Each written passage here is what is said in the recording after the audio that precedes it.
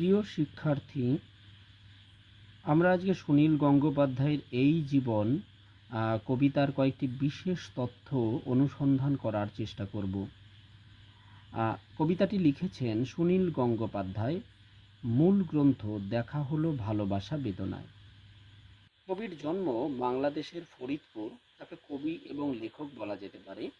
বাংলাদেশের ফরিদপুরে 1934 খ্রিস্টাব্দে এবং তিনি মারা যান 2012 খ্রিস্টাব্দে। তিনি কৃত্তিবাস পত্রিকার প্রতিষ্ঠাতা ও সম্পাদক ছিলেন। কবির প্রথম লেখা উপন্যাস আত্মপ্রকাশ।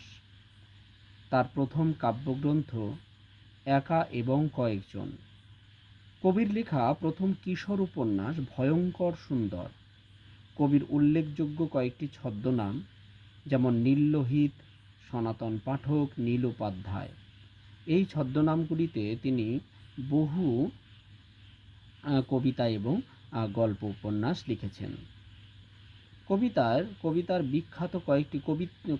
বিখ্যাত কয়েকটি উপন্যাস প্রথম আলো, সেই সময়, পূর্ব পশ্চিম, মনের মানুষ, অর্জুন, অরণ্যের দিনরাত্রি প্রভৃতি।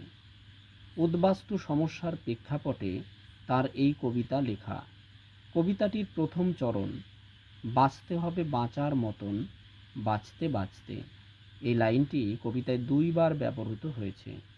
এবং কবিতার শেষ চরণটি, এই জীবনটা গোটা একটা জীবন হয়ে জীবন্ত হোক।